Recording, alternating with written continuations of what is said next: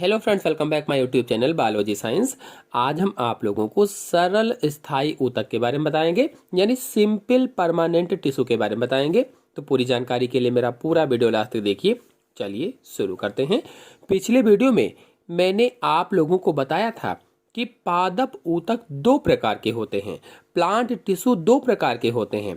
Number 1 विभज्योतक और number 2 स्थायी ऊतक। तो विभज्योतक के बारे में मैं पढ़ा चुका हूँ। अब स्थायी ऊतक बचा हुआ है।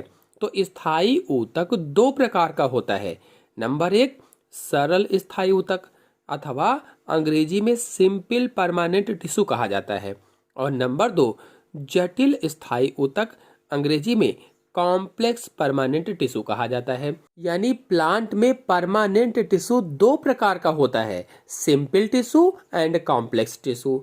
तो आज के वीडियो में पहले वाले यानी सरल स्थायी ऊतक अथवा सिंपल परमानेंट टिश्यू के बारे में चित्र सहित समझेंगे। तो सरल स्थायी ऊतक एक ही प्रकार की समान संरचना और कार्य करने वाली कोशिकाओं के बने होते हैं।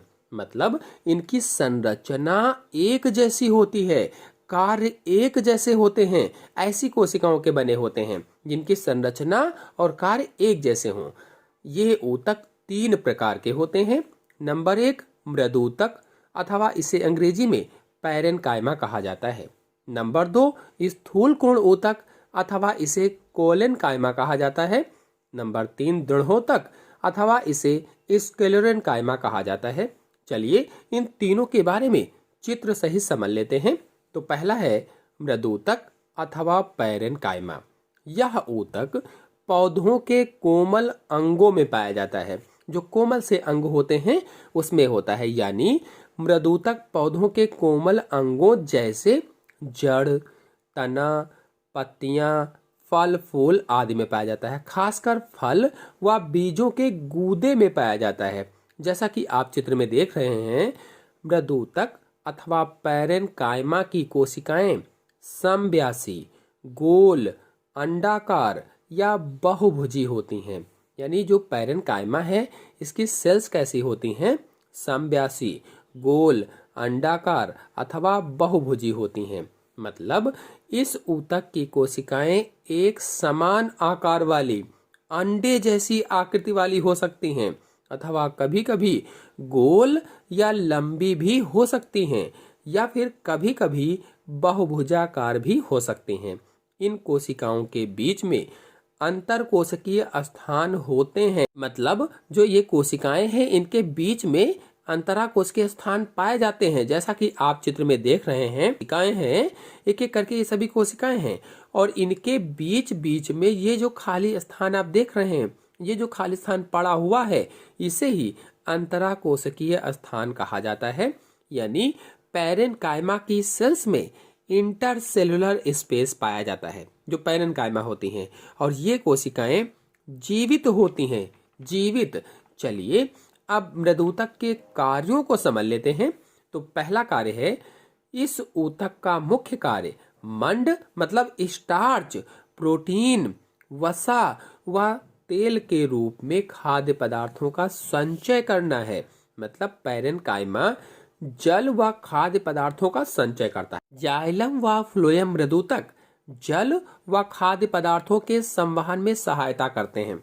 जो जाइलम है, जो फ्लोएम है, ऐसे मृदूतक जल और खाद्य पदार्थों का संवहन करते हैं। संवहन करना यानी लाना ले जाना। चलिए अब स्थूल कोण ऊतक अथवा कोलेनकाइमा के बारे में जान लेते हैं। तो ये पौधों के प्रत्येक भाग में सबसे बाहरी परत कौन सी? एपिडर्मिस के रूप में पाया जाता है। कौन? कोलेनकाइमा। कोलेनकाइमा पौधों के हर भाग में सबसे बाहरी जो परत होती है, जो बाह्य त्वचा होती है, जो एपिडर्मिस होती है, इस रूप में पाया जाता है। मतलब जो शाकीय तने होते हैं उनमें पर्णवृंत यानी पत्ती के जो डंठल होते हैं, पर्णवृंत माने पत्ती के डंठल, अगर पुष्पवृंत है तो फूल का डंठल, फल में है तो फल का डंठल। तो पर्णवृंत यानी पत्ती के डंठल में जो लकड़ी वाले मोटे मोटे तने होते हैं, उनमें जो उसकी बाह्य त्वचा होती है, उनमें एपिडर्मिस के रूप में पाए जाते हैं। कुल मिलाकर कहें तो यह ऊतक शाकीय पौधों की बाह्य त्वचा एपिडर्मिस तथा पत्तियों के पर्णबिंद यानी पत्तियों के डंठल में पाया जाता है। और इसकी कोशिकाएं कैसी होती हैं? तो इसकी कोशिकाएं जीवित होती हैं अथवा यह जीवित कोशिकाओं का बना होता है। इन कोशिकाओं के बीच में अंतराकोशिकीय स्थान नहीं होते हैं। अब देखिए, मृदूतक में अंतराकोशिकीय स्थान थे, लेकिन जो स्थूल कोण ऊतक है इसमें अंतराकोशिकीय स्थान नहीं पाए जाते हैं। यानी पैरेन्काइमा में अंतराकोशिकीय स्थान थे, लेकिन जो कोलन कायमा है इसमें अंतराकोशिकीय स्थान नहीं पाए जाते हैं या नहीं होते हैं। इस ऊतक की कोशिकाएं बहुभुजाकार, गोल या अंडाकार होती हैं। यानी जो कोलन कायमा है इसकी सेल्स कैसी होती हैं? बहुभुजाकार होती हैं, गोल होती हैं, अंडाकार होती हैं। इनकी कोशिका भित्ति पतली होती है और जो कोशिका भित्ति होती है, जो सेल वॉल होती है, वो पतली होती है। इनकी भित्ति में सेल्यूलोज व पेक्टिन की अधिक मात्रा जमा होने से कोने मोटे मोटे से हो जाते हैं। जैसा कि आप लोग चित्र में देख रहे हैं कि इनकी भित्ति में सेल्यूलोज और पेक्टिन जमा हो गया है, जिसके कारण इनके कोने मोटे मोटे से दिखाई देने लगे हैं। कभी कभी इन कोशिकाओं में हरित लवक भी पाया जाता है। यानी इन कोशिकाओं में कभी कभी क्लोरोप्लास्ट भी पाया जाता है। चलिए अब स्थूल कोण ऊतक के कार्यों को समझ लेते हैं। पहला कार्य है, यह ऊतक पौधों में लचीलापन तथा दृढ़ता प्रदान करता है। यानी स्थूल कोण ऊतक या कोलन कायमा पौधों में या प्लांट्स में लचीलापन और दृढ़ता प्रदान करता है। फिर दूसरा है, क्लोरोप्लास्ट अथवा हरित लवक होने पर प्रकाश संश्लेषण क्रिया होती है और शर्करा व मंड का निर्माण होता है। चलिए अब दृढ़ोतक अथवा स्क्लेरन कायमा को समझ लेते हैं, चित्र सहित जान लेते हैं। तो जो दृढ़ोतक है या स्क्लेरन कायमा है, इस ऊतक की कोशिकाएं प्रायः लंबी, पतली व लिग्निन युक्त होती हैं। यानी दृढ़ोतक कोशिकाओं की कोशिका भित्ति जो होती है, लिग्निन जमा होने के कारण मोटी सी हो जाती है। और आपको बता दें कि ये एक दूसरे से सटी सटी सी होती हैं। जैसा कि आपको चित्र में दिख भी रहा है, इनकी जो कोशिकाएं एकदम सटी सटी सी हैं, कहीं भी स्थान नहीं है। इसलिए हम कह सकते हैं कि इनमें अंतराकोशिकीय स्थान नहीं पाया जाता है।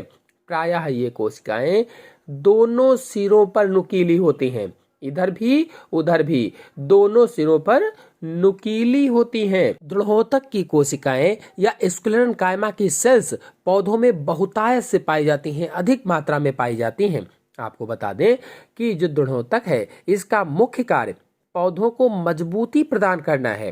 दृढ़ जो कोशिकाएं होती हैं, जैसे नाशपाती के गूदे हैं, बादाम व अखरोट के छिलके हैं, वृक्षों की जो छाल होती है, इन पर दृढ़ कोशिकाएं या दृढ़ोतक पाया जाता है। ऐसे ही जो नारियल होता है, नारियल के ऊपर जो कठोर से रेशे होते हैं, वो क्या होते हैं? दृढ़ोतक के ही बने होते हैं। यानी दृढ़ोतक का मुख्य कार्य क्या हुआ? पौधों में दृढ़ता प्रदान करना, कठोरता प्रदान करना, यांत्रिक प्रबलता प्रदान करना। और आपको बता दें कि बीज व फलों की सतह पर स्थित तंतु वायु द्वारा इनके प्रकीर्णन में सहायता भी करते हैं, क्योंकि वो तंतु लगे रहते हैं तो फलों को एक स्थान से दूसरे स्थान पर पहुंचाते भी हैं।